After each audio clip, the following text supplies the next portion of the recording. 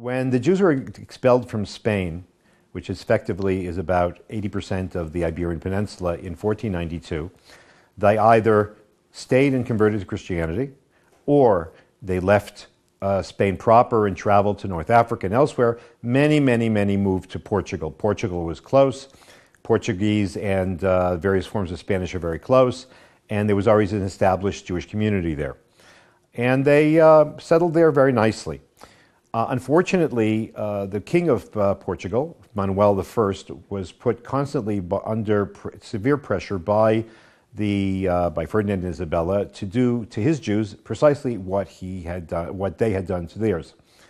Manuel did not want to do that. He resisted the pressure. He wasn't able to eventually, but he also couldn't give up his Jews either. They were far too important to his economy, to the administration of his kingdom, and to all other kinds of other things. Hence, what he did was he sort of thought he was going to get smart. What he did was he closed the borders. Well, the borders to Spain were already closed. Obviously, Jews were not allowed to return there.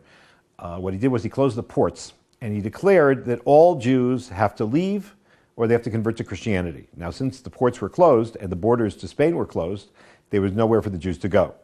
And there are records of priests going through the Jewish areas of Lisbon and elsewhere with huge barrels of holy water and wholesale sprinkling them with holy water and saying, "You're all Christians." In other words, he effectively converted the entire Jewish community at one blow and declared that they're all Christians. So Jews who had left Spain to save themselves from forced conversion found themselves forced converted by being trapped in Portugal. The fact that the Jews were converted in Portugal as a whole meant that their experience was fundamentally different than that of the Spanish Jews.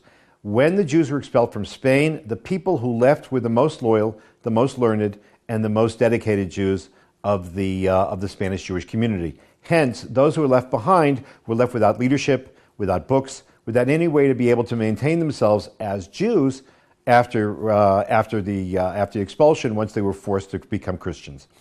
The Portuguese Jews, it was a whole other story, because there, since the entire community was converted and the Jews were not allowed to leave, what ended up happening was that included among those who stayed in Portugal and were forced to become Christians were the rabbis and the leaders and the most devoted Jews as well. So therefore, Portuguese Jews were actually better able to create a form of Crypto-Judaism underground to maintain themselves with the hope that they'd be able to either avert the severe decree, in other words, and perhaps return to Judaism openly, or when the opportunity arose, to be able to leave, and to be able to leave to the land of Israel, to North Africa, to Italy, to Poland, wherever it would be possible to return to Judaism.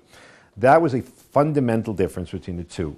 Now, once, however, they become Catholics, formally speaking, they can go anywhere they want. So Portuguese Jews end up going back into Spain and living among the Jews who had been left behind by the Spanish Jewish elites in 1492.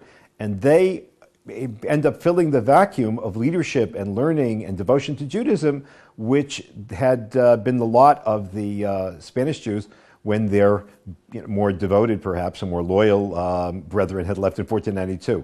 The irony, therefore, is that A, it was the Portuguese Jews who were responsible for creating underground Judaism, Crypto-Judaism, what is usually called Marianism, number one. Number two, the pressure that Ferdinand and Isabella put on Manuel to force convert his Jews actually served as a boomerang, because it undermined their efforts to have the Jews of Spain become real devoted Catholics. That's number one. Number two, another interesting part of that is, since the Jews of Spain were able to now have a source of Jewish education and knowledge and awareness, they were able to, obviously underground, express themselves and to give vent to their feelings as a result of the expulsion. Now, the Jews of Spain, Jews had been in Spain perhaps since biblical times, certainly since Second Temple times. You were talking about Jews in Spain 1,400 years, 1,500 years, and the idea of them being expelled was just a tremendous trauma for them. And as a result, for obvious reasons, what happens to Jews when when a trauma happens? They hope for the Messiah. And as a result, there was a tremendous amount of messianic trauma and hope that arose among the Jews among the Jews of Spain and Portugal. This was added to by the fact that Spanish and Portuguese Jewry were heavily imbued in Jewish mysticism and Kabbalah, which gave them the tools to be able to maintain their Judaism in silence, but also to be able to develop very clear ideas that the expulsion from Spain, or the perception the expulsion from Spain, was sort of, I hate to use the word, was sort of their Holocaust, their ultimate disaster, their ikvit to the Mashiach, their harbinger, their travails leading to the Messianic age. So you find among Spanish and Portuguese Jews in Spain and Portugal, and certainly among those who were exiled, an intensification of a sense of the coming of the Messiah and a yearning for the coming of the Messiah because of the travails that they had undergone under the Inquisition, in the expulsion, and this whole sense that the world had turned upside down. One of the more interesting and more dramatic expressions of the yearning for the Messiah that you find among the Jews of Spain and Portugal, both among the exiles and among those who stayed behind, is the case of a man who history knows as Solomon or Shlomo Molcho. He was born in 1500 in Portugal. Again, it's very important. He was in Portugal, so he got a Jewish education, even though he obviously got it very much underground. He was born in 1500 under the name of Diogo Pires. He was a member of a very prominent Jewish community, and he was a very talented individual who ended up serving in a very senior capacity in the royal service, in the service of Manuel I, the King of Portugal, who actually brought about the forced conversion of the Jews of Portugal. He was a person who studied Kabbalah in secret, and in 1525 he encountered a very unusual and very mysterious man whose name was David HaReuvéni. David HaReuvéni, David of the tribe of Reuben, was a black Jew who appeared in Europe around the time and claimed to represent the Jews, the lost tribes of Israel on the far side of the river Sambatyon, and he had come to be able to mobilize the forces of the world to join with his relative, who was the king of the Jews, to carry on a crusade against the Ottoman Turks, who were busy conquering the East. Don't forget, this is the era in which the Ottoman Turks are developing their empire. The Ottoman Turks ultimately will almost conquer Europe. In 1678, they almost conquer Vienna, and had they succeeded, they would have conquered all of Europe, and Europe today would be Muslim. So that the Ottomans were a very serious threat, and Christendom was very concerned about them. And there were a lot of people that were interested in hearing David HaReuvéni's message. He met Diogo Pires, and he was a very charismatic person, and Pires was absolutely electrified. And even though he was a very accomplished courtier at the court of Manuel I, he determined to leave Portugal, to run away, and to return to Judaism. He did so. He circumcised himself. For the sake of the sensitivities of the viewers, I won't exactly describe the way he had to do it, but he did so. And from there, he traveled on to Salonika. In 1525, he finds himself in Salonika in the yeshiva of one of the major rabbinic sages of the time, Rabbi Yosef Teitzak, whose associate was even better known to us. His name was Rabbi Joseph Caro, himself an exile from Spain. Molcho was himself a very charismatic man. In fact, he named himself Molcho, sort of king-like, Reuvéni and so on. And Molcho himself was getting the sense that perhaps he was the Messiah. He made a very deep impression on Rabbi Yosef Caro. Rabbi Yosef Caro mentions him a number of times in his mystical diary, which is called the Magid Meisharim. After 1525, he traveled to Rome, saw the Pope. The Pope took him under his wing, even though he was a lapsed lapsed convert. He was born as a Catholic. In Catholicism, to go from Catholicism and return to Judaism is a capital crime. But nevertheless, he impressed the Pope, and he impressed the Pope that he was also a prophet. He predicted a flood in Rome in 1530 and an earthquake in Portugal in 1531, and the Pope was willing to go easily with him. In 1532, for reasons of which we're not sure, he went to Charles V. He was executed in 1532 and burnt at the stake as a heretic, as a lapsed convert. And his execution made a profound impression on the Jewish community, certainly of the expellees from Spain. Perhaps they wished that he would be the Messiah, perhaps not, but he was a person of tremendous import. Rabbi Yosef Karo writes that he wishes for himself that he would be executed, die for the sanctification of God's name the same way that Molcho had.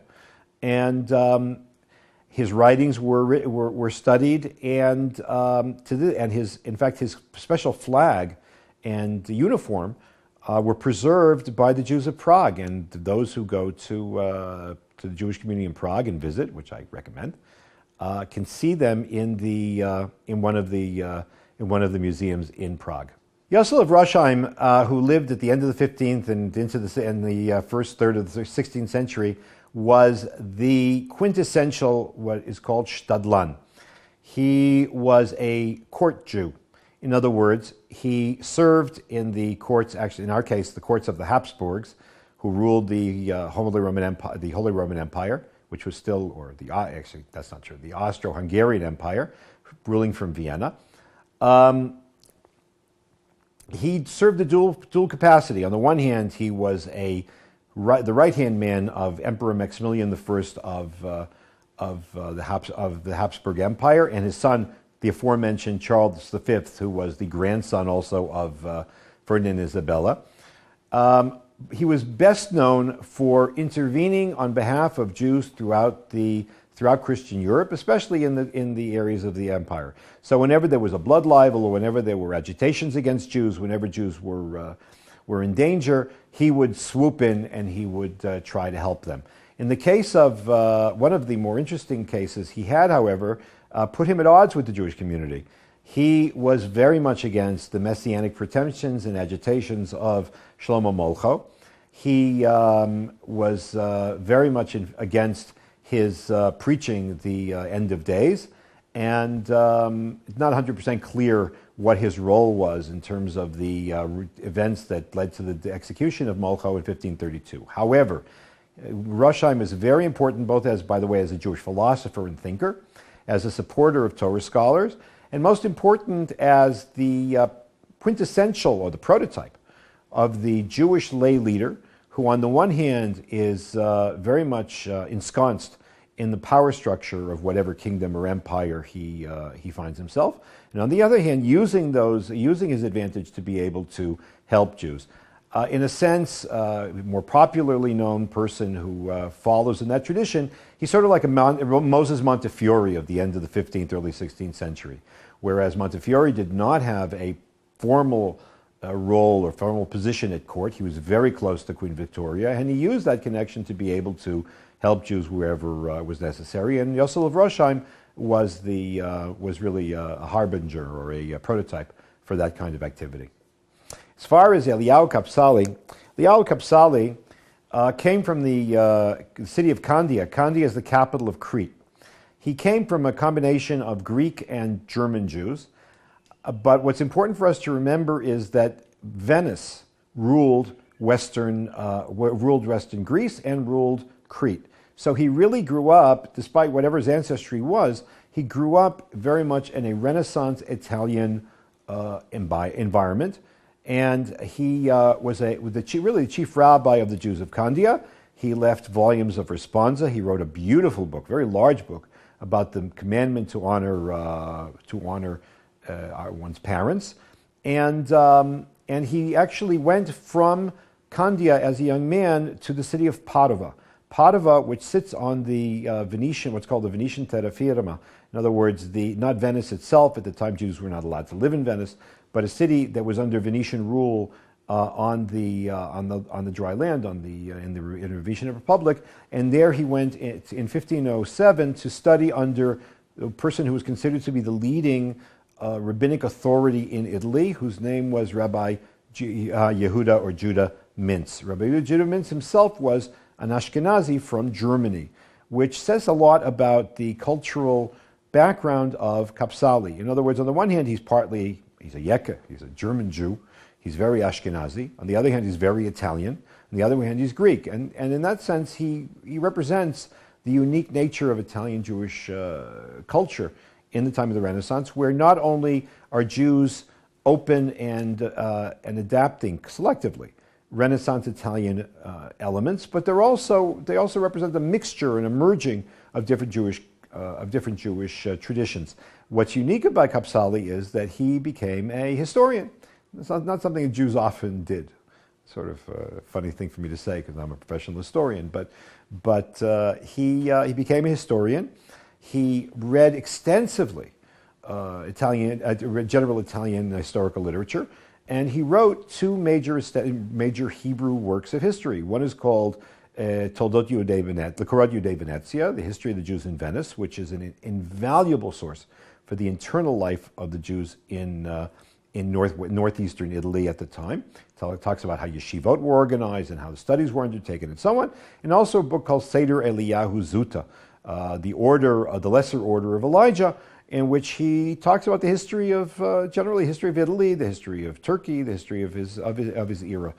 There are those who say, in fact, that even though he himself was not Spanish and he himself was not affected directly by the expulsion, that he is part of a larger trend to take a look at how history works, because other Jews were also affected by the trauma of the expulsion, which threw all of Jewish history out of kilter, and perhaps his being drawn to history, which is not, as I said, not something Jews would generally do, was a result of an attempt to reevaluate life in light of the expulsion. In Jewish tradition, there are some cities which are considered holy cities. There's Hebron, where the patriarchs are buried. There's Jerusalem, which I don't think I have to say anything about. There's Tiberia, which is where the Jerusalem Talmud was developed. And there's Tzfat. Tzfat is the more recent addition to the list, and its arrival is based on sort of unusual circumstances. There was no particularly holy reason for Jews to go to Tzfat. The reason why the Jewish community of Tzfat developed in the early 16th century was because Tzfat was a major commercial center in the Ottoman Empire. More importantly, it was a customs center. And Jews who do business ended up going to the area where you have to pay your customs and duties and where people would come from all over the world and sell their wares. So Jews who were involved in all kinds of different type of commercial enterprises, they went there very naturally. Some of the people who went there for that reason, in fact, are a little surprising. So, for example, one of the people who is most associated with Tzfat, perhaps he's the person who is most associated with Tzfat, Rabbi Yitzchak Luria, the Arizal, the Ari Kadosh, the Holy Ari, he was a spice merchant, and one of the major commodities that goes from east to west is, in fact, spices, and lots of spices went plowing through Tzfat, and that was the place to be. So, per se, there's nothing inherent, at least at first glance, in Tzfat. What ended up happening was, because of its commercial importance, it attracted very, very, very significant people, mostly expellees from Spain, who ended up settling there. People like Rabbi Moshe Cordovero, the great Kabbalist, Rabbi Shlomo Alkabetz, his brother-in-law, Rabbi Shlomo Halevi Alkabetz, who wrote Lecha Dodi, Rabbi Yosef Karo, who wrote the Shulchan Aruch, Rabbi Moshe Alshich, the biblical exegete and halachic authority, and on and on and on and on and on. One of the more interesting and lesser known, I think, people who came to Tzfat was actually a senior halachist, a person who was had a tremendous reputation as a Talmid Chacham, as a rabbinic scholar, was a man named Rabbi Jacob Beirav. He himself had also been born in Spain, had been expelled, and he was bothered by the fact that Judaism, more importantly, more specifically halakha, Jewish law, had become tremendously fragmented and compartmental and fragmented. In other words, everybody did something else. The Ashkenazim do one thing, and the Polish do something else, and the French do something else, and the Italians do something else. And when in fact the Torah, there's one Torah, there should be one central authority. There was once one central authority, the Great Sanhedrin, which was in Jerusalem, but the Great Sanhedrin in Jerusalem, which continued to function in one way or another until 425, had been out of business for 1100 years. Maimonides, however, in his great code, the Mishnah Torah, leaves a tantalizing hint and says that it might be possible to restore the Sanhedrin and as a result to restore the unity of the Jewish people in halachic practice, in their observance of the commandments, by having all the rabbis of the land of Israel agree on a certain person who could be the person to get the ball rolling. How do you get the ball rolling? By appointing one specific person as determining that he has what is called smicha, or ordination. Now is not the time to go into technicalities, but if such a person were endowed with that kind of authority, he could ordain other people and the Sanhedrin could be reestablished. Also, large sections of Jewish law, which had not really been had not been enforced because of the lack of this ordination, could be reinstituted. And he came up with the idea that we can do this. We could actually do this. So he actually he took all of the great scholars of Tzfat, and he said, let's go for it. And he sent around a circular letter to all the rabbis in Israel, let's appoint me, and meaning Rabbi Jacob Beirav is the first person, and we'll get it going. Simultaneously, he said they should also give this ordination, this smicha, to the leading rabbi in Jerusalem, whose name was Rabbi Levi ibn Habib, who was also an expellee from Spain. The experiment was accepted in Tzfat. It was rejected in Jerusalem for reasons which is really not time to go into. But the court in Tzfat actually began to adjudicate issues of Jewish law which had been in abeyance for 1500 minus 400 is 1100 years. The question, though, is, and unfortunately, though, the people in Jerusalem didn't accept it, and the experiment failed. The question is, why did he try to do this? What was his rationale? Why of all things was this the thing that he thought should be done? So there are actually two theories are offered as to why he wanted to do this. One reason is that he believed that the Sanhedrin had to be restored before the coming of the Messiah. And remember, all the people that are involved, and all the people who received this smicha, and all the people who argued about this were all expellees from Spain. They're all in this, underwent this traumatic experience, which for them, again, was, I shouldn't say a Shoah, but it certainly was a horrible disaster which no one had ever expected and no one had ever fathomed and no one had ever experienced, and they thought that perhaps they could actually force God's hand and restore the balance to the universe by bringing the Messiah in the wake of this horrible turn of events. There is another possibility, which is also related to the expulsion from Spain, but not related to the Messiah. Many Jews had been forced to convert to Christianity against their will. They had no choice but to obey. As you may recall, the Jews in Portugal didn't even convert. They were actually converted. They had baptismal waters sprinkled on them, whether they wanted them or not. And by virtue of that, according to Jewish law, they had committed the most heinous of all sins, worshiping other gods. The worshiping of other gods, if one does it even by accident or against one's will, invokes a very serious punishment which is known as karet. What exactly that means is very difficult to know. There are many different opinions, but certainly it's not something you want. And it's something which has a serious impact either on your soul or on your longevity. The Mishnah says that there is one way to be able to remove a judgment which involves karet. and that is to be punished by flagellation by a court that has smicha. Now, there weren't any courts that had smicha. However, if smicha could be revived, and then this punishment could be administered to people who had repented and now wished to have their punishment removed, then, in fact, that lashes could be administered and people could get on with their lives and their repentance could be accepted. So there are many people who think that perhaps that was really the other another motivating factor for Yaakov Be'erav. And when you consider the fact that all of the people involved had one type of connection or another to the forced conversions and the expulsion, it makes a lot of sense. Jews first came to Eastern Europe, Poland, Russia, very, very early.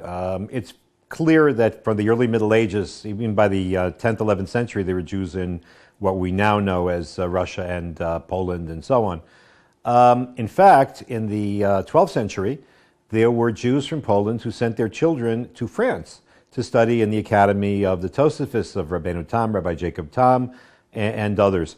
So that there's a back and forth. There's a Jewish presence, not strong, but from the beginning there.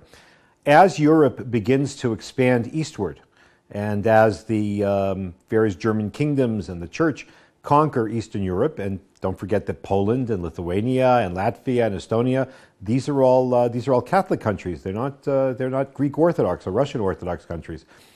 As they expand, so Jews go along because Jews are a very, very important economic factor in developing trade. They have worldwide contacts. They can set up relations between Jewish communities around the world, which serve as media for all kinds of economic activity. Excuse me. And so they're very desirable on the frontier. As Poland, as the Polish kingdoms become developed, it's not that the Jews go on their own accord. In 1344, for example, the really first major Polish king, Kazimierz the Great of the Jagiellonian dynasty, invites Jews to come to live in Poland, live in Krakow for our purposes. It was the capital city, to help to develop the country economically. And he gives them very, very good, excuse me, he gives them very, very good conditions of life. He gives them tax breaks. He gives them all kinds of rights, which perhaps normally the Catholic Church would not want them to have. But in order to be able to secure the economic prosperity of his kingdom, he gives them separate sections of town. The deal is very, very good. And that attracts a lot of Jews eastward. What also attracts the Jews eastward is the fact that Jews are thrown out of England in 1290. They're thrown out of France in 1306 for the first time and out of France for the last time in 1394. There are all kinds of anti-Jewish attacks and blood libels and all kinds of other libels and massacres throughout Germany in the 14th century, so that the survivors run eastward where anti-Semitism perhaps is not as deeply embedded yet in the population. Later on, Polish anti-Semitism will be incredibly powerful, but not in the beginning. Or if it was there, the kings were interested in protecting the Jews. And significant Jewish populations primarily from Germany and France and so on, move into Poland and establish very strong communities. And as the center of Jewish scholarship moves eastward, so they become closer to Poland, so that by the end of the 15th, early 16th century, which is only 200 years after Kazimierz, Poland and all of its, in the larger area of Poland and the Baltic states, become really the center of Ashkenazic Jewry. And Germany, which was the senior, actually not just the senior member, the senior partner, was also the birthplace of Ashkenazic Jewry, becomes very much a secondary, a junior partner in the enterprise. One specific thing which is very important to notice is that the Jews, as throughout Jewish history, create very close alliances with the kings and the princes of the countries in which they live. Jews need protection from the church. They need protection from anti-Semitic actions or anti-Jewish actions a little early to talk about anti-Semitism, anti-Jewish actions by the population, and the kings and the princes are interested in having Jews for two reasons. First of all, the Jews are a source of unending tax income for them. And second of all, Jews have no legal status in Christian Europe before the modern era. If you're not a Christian, you're nobody.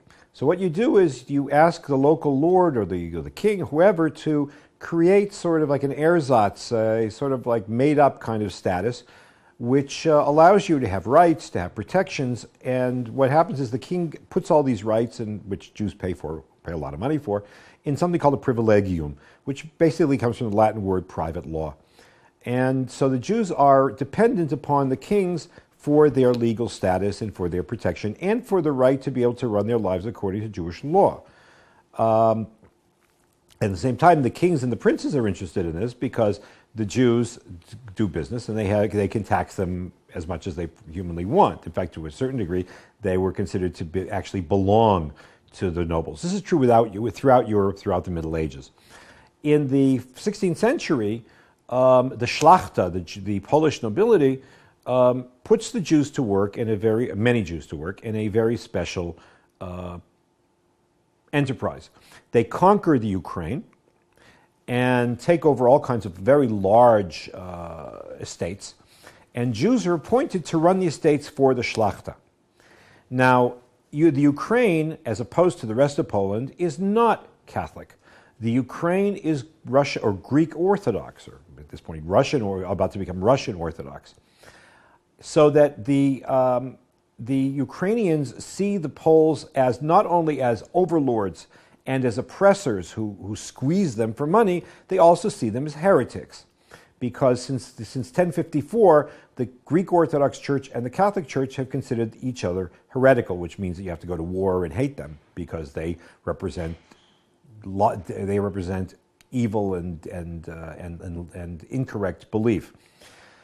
The Jews, who are the agents of the Poles, are also the people who are accused of responsibility for the murder of Jesus. So the Jews have it bad from every angle. They're oppressors. They work for the Poles, and they're the Christ killers.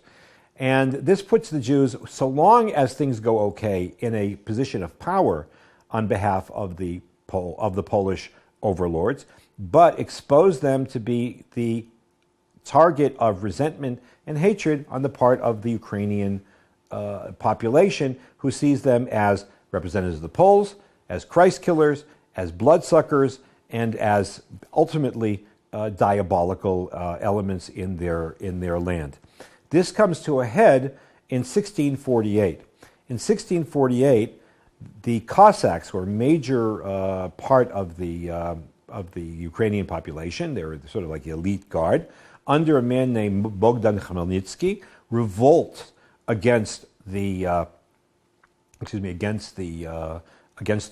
They revolt against the Poles, and carry out serious massacres against the Jews, first in the Ukraine, and then they carry their revolt into Poland. And they destroy vast areas of Poland, but the Jews absorb a tremendous amount of the destructive force of the Khmelnytsky revolt. Bogdan Khmelnytsky to this day is considered the national hero of the Ukraine. His statue sits in the center of Kiev, the Ukrainian capital.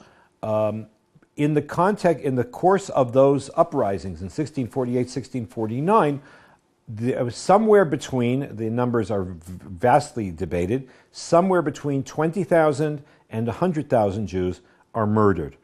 Probably the lower number is true. There are 20,000, 30,000 Jews. That's also not a small number. But what the Cossack revolt does is to sound the first of two death knells of the organized Jewish community in Poland, because at the exact same time, Sweden, I know we think of Sweden as sort of like Scandinavian, hang loose and whatever, but at the time in the 17th century, Sweden was an imperialist conquering country. Sweden invades Poland, and vast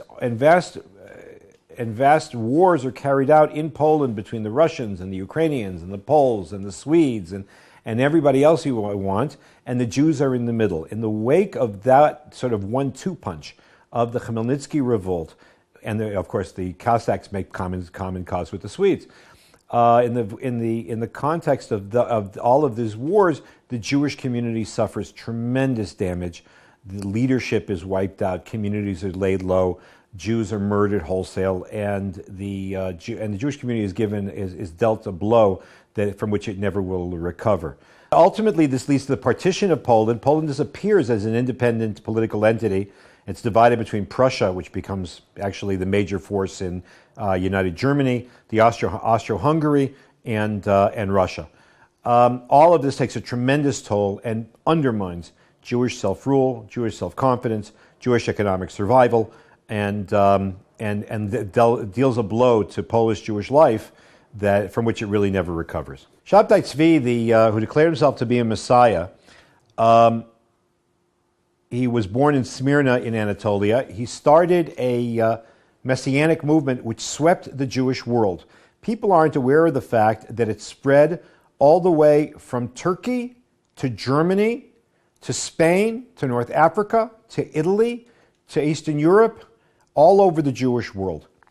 It was probably the first worldwide mass movement the Jewish people knew about, I think, in history. Certainly considering the vast expanse of the diaspora at the time. What made it possible was the fact that we're talking the 17th century, it's the age of mercantilism. Communication is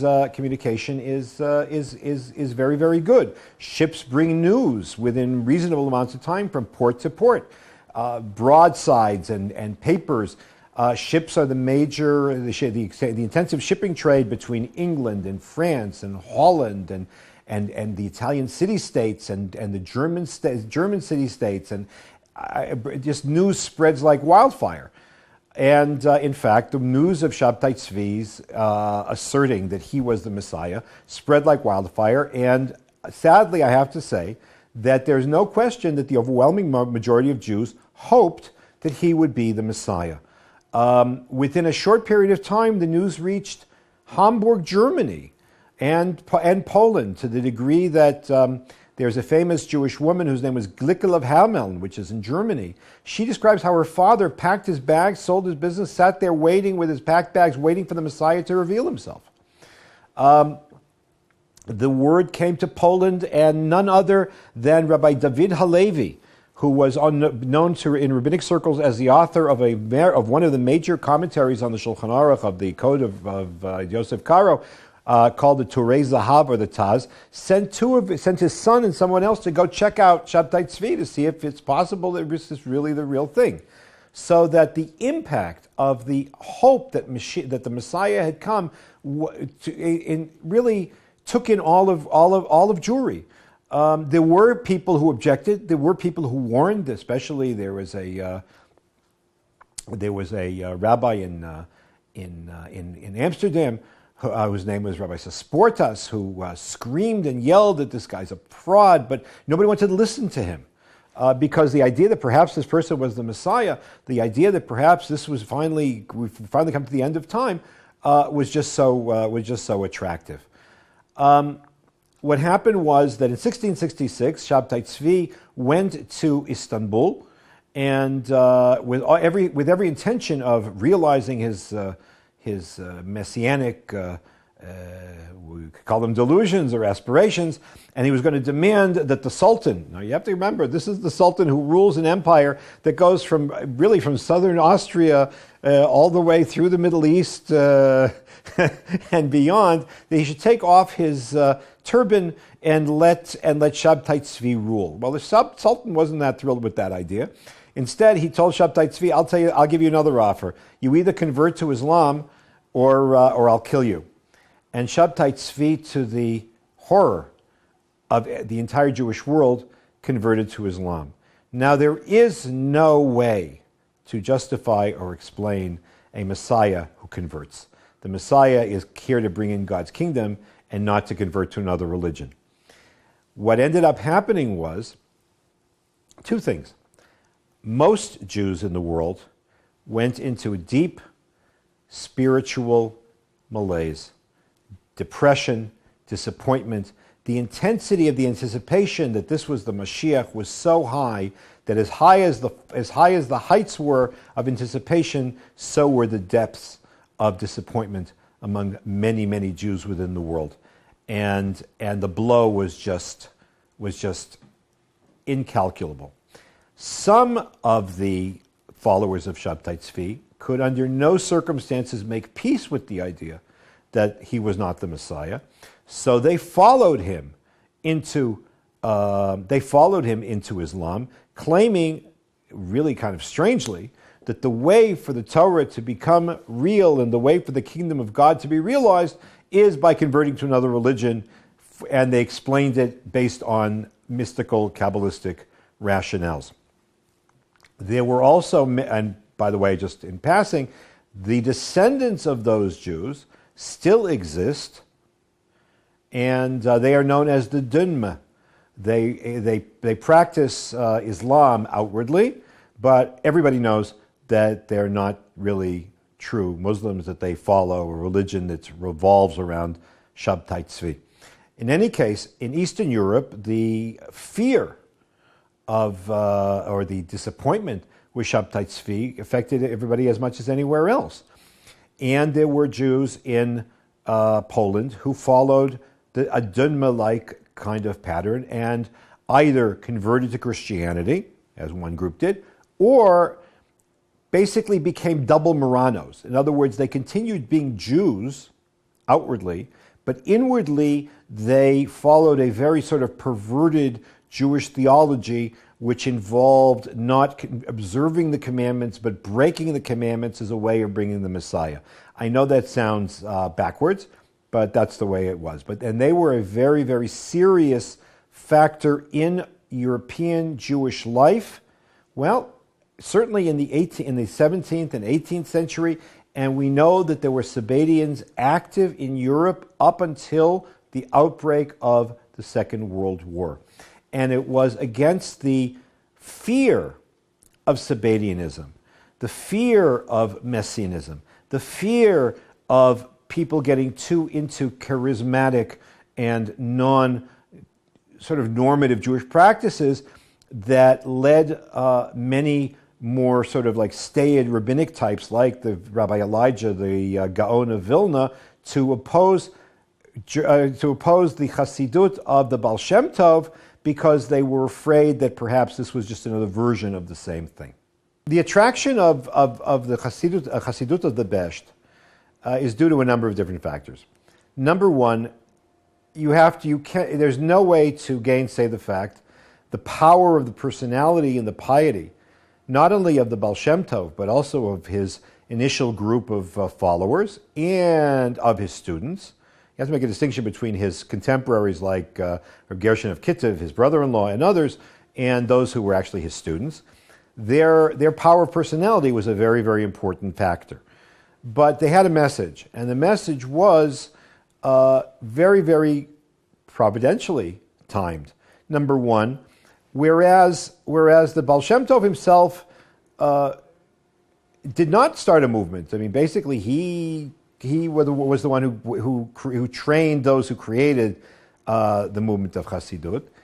His basic deviation from Chassidut, from classical Chassidut, which is very different than what ended up developing, was that instead of serving God by denying the world, one serves God through joy. Now you can imagine in a Poland that's falling apart, in a world of terrible messianic disappointment after the heights of Shabtai Tzvi and the depths of disappointment and depression after his apostasy, when people feel they have no hope and Poland is falling apart and they don't know which way is up, a message of joy, a message of closeness to God was going to have tremendous impact. And so the combination of the personality of the founders of Chassidut, together with the message itself, which was most timely, were absolutely it was absolutely an unstoppable combination. At the same time, rabbinic culture, the study of Talmud and Halacha, had reached a point of, let's call it crisis, in the sense that, for reasons that we can't go into now, The way that Talmud was studied at the time was extremely elitist.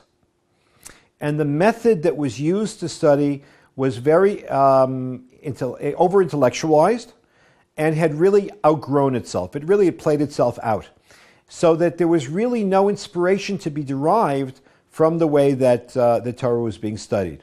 That ultimately was resolved, by the way, interestingly, by the man who led the opposition to Chassidut, and that is Rabbi Elijah of Vilna. But that's for another time. So that Chassidut provided a religious refuge and alternative for the average Jew and for the learned Jew.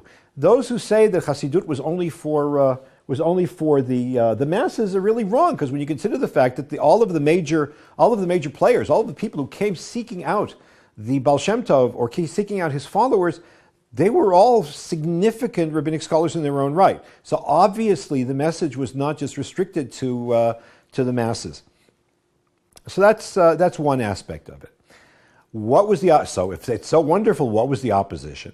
The opposition was based on a number of different considerations.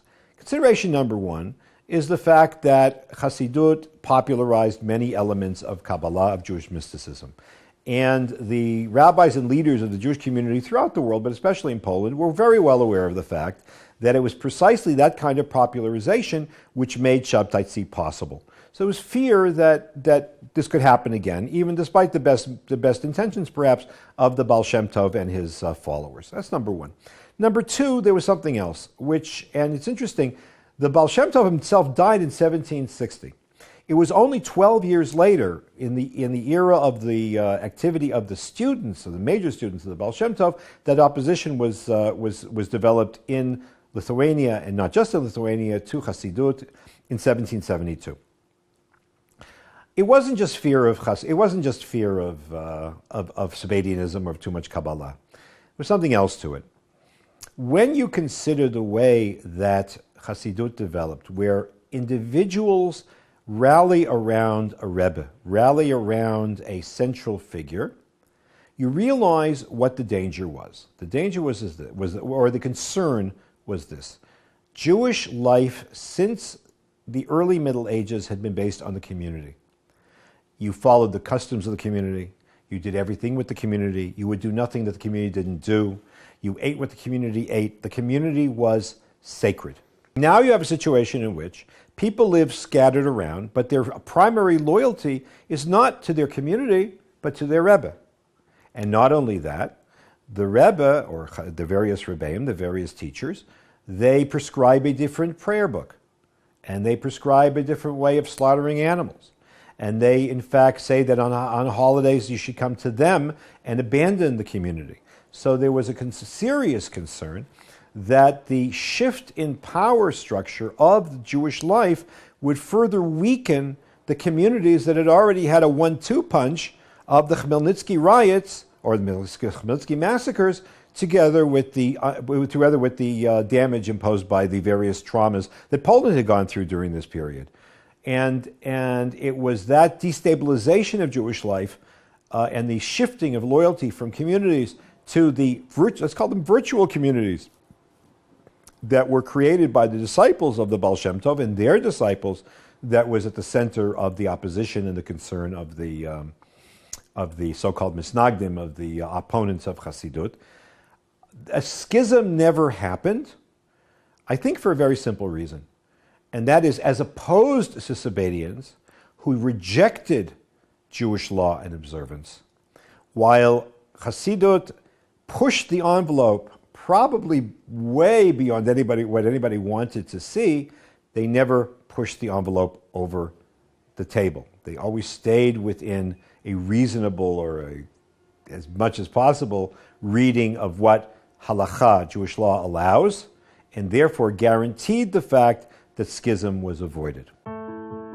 If you like that video, hit the subscribe button and notification bell below for hours of the best Jewish content online.